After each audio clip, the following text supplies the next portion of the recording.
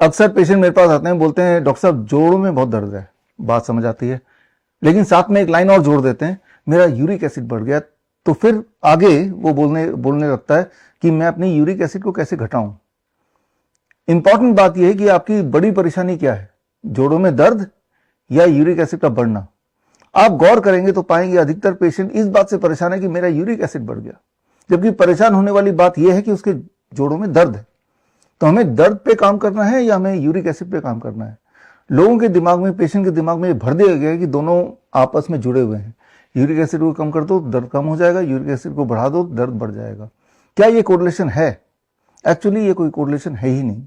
इस बात को अगर आपको समझना है तो आपको पहले तो समझना पड़ेगा यूरिक एसिड होता क्या है। अगर आप यूं ही डॉक्टर से पूछेंगे तो वो बोलेंगे ये एक वेस्ट है, बॉडी का वेस्ट है, यूरिक एसिड किसी काम का नहीं है। अब जब कोई बोलता है ये बॉडी का वेस्ट है, तो आपके दिमाग में आपके घर में जो वेस्ट है उससे जाता है, कनेक्शन होता है।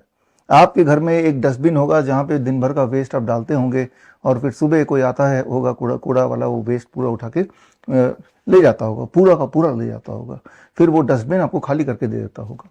That is called waste. Waste मतलब उसमें जो भी डस्टबिन में है वो कोई भी काम का नहीं है, वो सारा का सारा ही बाहर जाना है। या फिर आप सोचते हैं कि वो जो कूड़ा वाला आया है वो डस्टबिन में से 75% 80% तो वेस्ट ले जाता है, 25% आपके लिए छोड़ देता है, क्या पता आपके किसी काम आ जाए।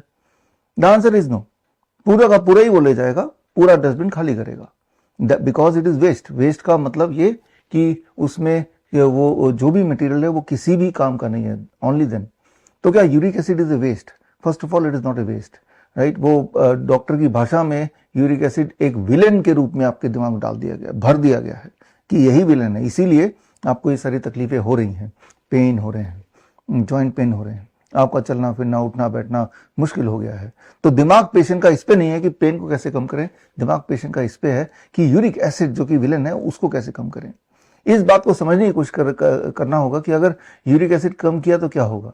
अगर यूरिक एसिड ज्यादा कम कर दिया तो घपला होगा, यानी कि आपके हार्ट पे जोर पड़ेगा, हार्ट डिजीज हो जाएगा। इस बात को समझने के लिए दो तरह के इंपॉर्टेंट ट्रायल का नाम ले रहा हूं। पहला तो ट्रायल का नाम है CASTEL, कैस्टल स्टडी, ये एक बहुत बड़ी स्टडी है। या फिर एक और स्टडी का नाम लेता हूं PIUMA, प्यूमा स्टडी।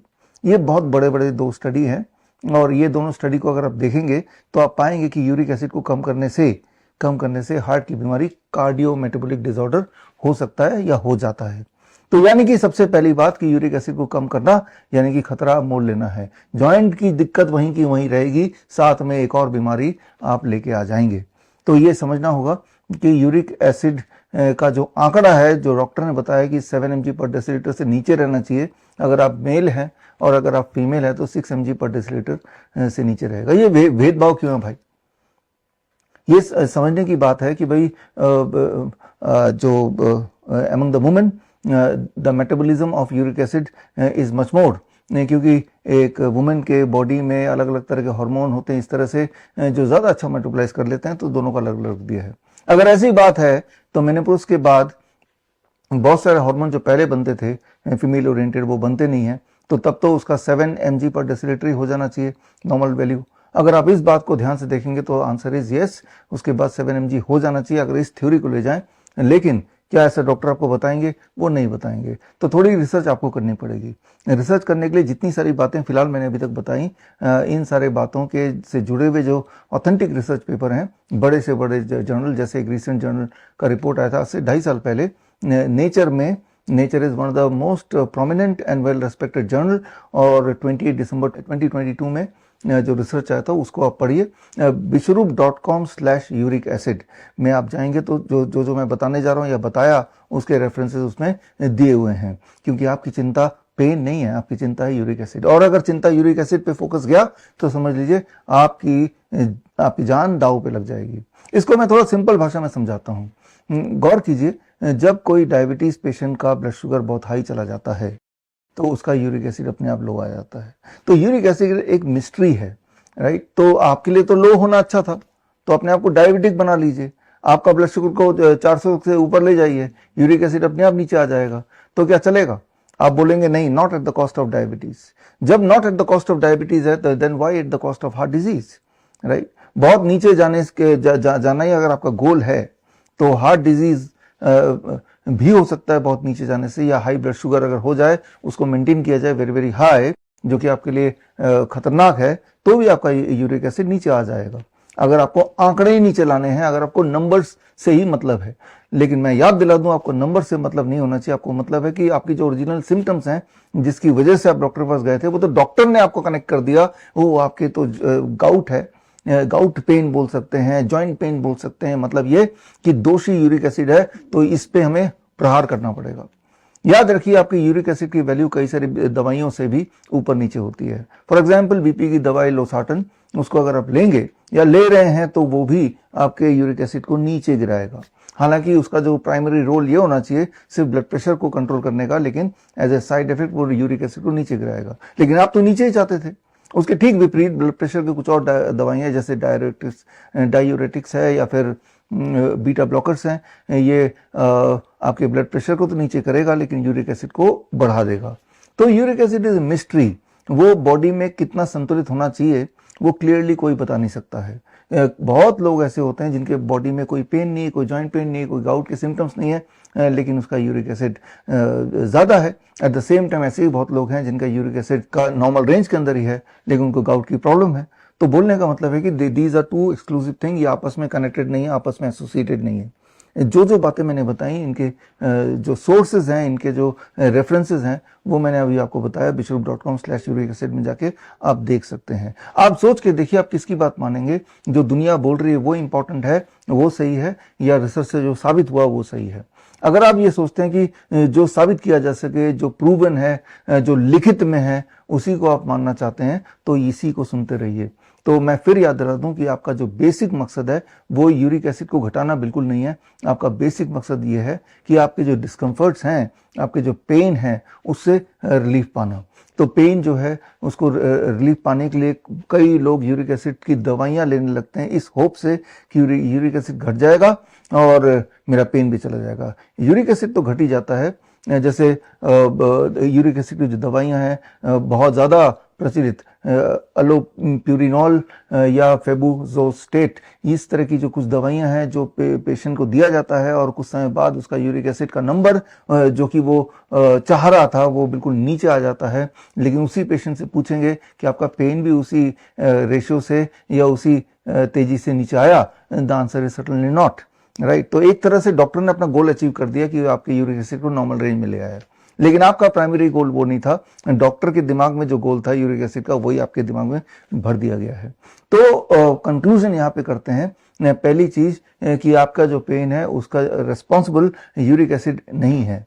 अगर होता तो यूरिक एसिड के घटने के समानांतर आपका पेन भी उसी रफ्तार से घटता, और अगर ऐसा होता तो बहुत लोगों के यूरिक एसिड ज़्यादा होते हैं, उनको पेन नहीं होता। एट द सेम टाइम बहुत सारे ऐसे भी लोग हैं जिनका यूरिक एसिड कम होता है लेकिन पेन बराबर वैसे ही होता है जैसे गाउट पेन होता है। तो कारण क्या है आपके बॉडी में जो पेन है, आपके जॉइंट में जो पेन है, आपके जो गाउट के सिम्टम है, कारण क्या है? इसका बड़ा सिंपल कारण है, that is micro inflammation in the body, in the joints. वो जो माइक्रो इन्फ्लेमेशन है उसको अगर आप अटैक करेंगे, उसको ठीक कर लेंगे तो ही पेन जाएगा।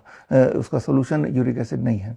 तो उसके लिए क्या करना पड़ेगा? वही करना पड़ेगा जो मैं बताता आया हूँ, इस चैनल में भी मैंने कई बार बताया, that is a DIP diet. Follow the DIP diet. अब DIP डाइट है क्या है, अगर आपको ये नहीं पता है तो इस चैनल में कई जगह पे, या फिर आप गूगल में टाइप करेंगे DIP डाइट, तो हजारों लोगों ने DIP डाइट फॉलो करके अपने वीडियोस बनाए, और वीडियो बना के उन्होंने अलग अलग जगह पे डाला कि किस तरह से DIP डाइट के बाद उनकी blood sugar, blood pressure, heart disease, angina, ये सब ठीक हो गए, दवाइयाँ छूट गई। एट द सेम टाइम उनके बॉडी में जो पेन थे जगह जगह पे, उसमें भी रिलीफ मिला। जो लोग मोटे थे वो नॉर्मल वेट के हो गए। ये सारी बातों के साथ उन्होंने अपने DIP डाइट का किस तरह पालन किया, उसमें क्या होता है, सारा कुछ बताया हुआ है इंटरनेट में। मेरी किताब भी है, world's best the DIP diet, इसको पढ़ेंगे तो इसमें भी DIP डाइट दिया हुआ है।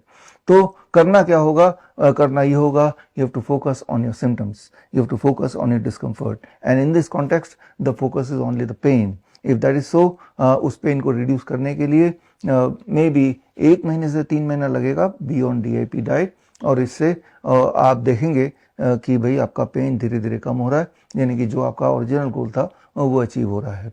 तो ये तो हुई एक बात। लेकिन मान लो आप धीरे धीरे नहीं, बड़ी तेजी से चाहते हैं कि आपका पेन कम हो जाए, खत्म हो जाए, यूरिक एसिड के ऊपर भूलना पड़ेगा। तो इसके लिए क्या करना पड़ेगा? इसके लिए I recommend neem therapy. Neem therapy मतलब नीम, जो कि यूनाइटेड नेशन ने the tree of 21st century घोषित किया। नीम का जो साइंटिफिक नेम है वो है आज़ादी रचता इंडिका, मतलब अगर प्लेन लैंग्वेज में the free tree of India. Mahabharata में भी नीम का उपयोग हुआ पशुओं तक को इलाज करने के लिए, घोड़े, हाथी। रामायण में भी नीम का जिक्र है। हमारे Ayurvedic text, ancient text books जैसे आयुर्वेद है, यूनानी है, सिद्धा है, नीम का बहुत अच्छा जिक्र है उसमें। और मॉडर्न साइंस जिसे बोलते हैं उसमें भी एक्सटेंसिव रिसर्च किया गया है इस एक पेड़ पे। यही एक पेड़ है जिस पे सबसे ज़्यादा रिसर्च हुआ है। तो नीम थेरेपी भी आपको साथ में कर लेना चाहिए। नीम थेरेपी में 3 तरह के पदार्थ आपको चाहिए। एक तो नीम लीफ पाउडर, दूसरा नीम बाक पाउडर यानी कि नीम के जो छाल का पाउडर है, और तीसरा नीम के सीड्स का ऑयल। ये तीनों चीज़ एक्चुअली, ये तीनों घर पे ही बन सकते हैं, कहीं से खरीदने की ज़रूरत नहीं है। घर पे बनाएंगे तो आपको ये आश्वासन भी रहता है कि ये बड़ा प्योर होगा, और ये बहुत सस्ता भी है। I think this is the most economical दवाई आपके लिए, दवाई का रूप में, क्योंकि यही एक ऐसा पेड़ है जो कि बहुत ज़्यादा, कम से कम भारत में जगह जगह पे मिल जाते हैं। फ्री ट्री ऑफ इंडिया जिसका नाम ही है, समझ सकते हैं एंशिएंट टाइम में या फिर पिछले 100 सालों को अगर गांव में आज भी देखेंगे तो नीम को आज भी द विलेज फार्मेसी बोला जाता है। यानी कि ये इकलौता पेड़ के ये 3 कंपोनेंट अगर आपके पास हैं, नीम के छाल का पाउडर, नीम के पत्ते का पाउडर और सीड का ऑयल, तो आप ना केवल अपने पेन के लिए इस पेन से रिलीफ पा सकते हैं, बल्कि कई सारी और बीमारियां, कई सारी लाइफस्टाइल एंड इन्फेक्शियस डिजीज में भी इसके अलग अलग परमुटेशन कॉम्बिनेशन से आप बहुत सारे अपने प्रॉब्लम का सोल्यूशन बहुत ही आसानी से घर पे पा सकते हैं। लेकिन इसको सीखना पड़ेगा, जिस तरह से आप में से बहुत लोगों ने DIP डाइट सीखा, चाहे उन्होंने मेरी बुक पढ़ के सीखा, चाहे इस तरह की वीडियोस देख के सीखा, चाहे हमारा online CIM certificate integrated medicine का 3 महीने का कोर्स करके सीखा। लेकिन सीखा और सीख के उन्होंने DIP डाइट अप्लाई किया और अपने आप को बीमारी से और दवाइयों से मुक्त किया। ठीक उसी तरह से आप में से जो लोग इच्छुक हैं, जून महीने में we are launching a course called certified neem therapy practitioners course. It is CNTP and the certification will be by Shridhar university. और ये 1 महीने का यानी कि 4 हफ्ते का हर संडे 2 घंटे की क्लासेस होंगी, और इस क्लास में आपको प्रैक्टिकल ट्रेनिंग मिलेगा। एज ए कॉस्मेटिक कैसे यूज़ करते हैं नीम को, एज इन्फेक्शियस डिजीज में कैसे यूज़ होगा, लाइफस्टाइल डिजीज में कैसे यूज़ होगा, और इम्पॉर्टेंट पेन मैनेजमेंट में कैसे यूज़ होगा, यानी कि नीम पंचकर्मा। तो ये सारा कुछ सीखेंगे। तो इसके पहले बैच में जो ज्वाइन करना चाहते हैं उसके लिए स्क्रीन पे दिया हुआ लिंक, दैट इज www.bishwaroop.com/CNTP में जाएंगे और जाके आप फॉर्म भर सकते हैं।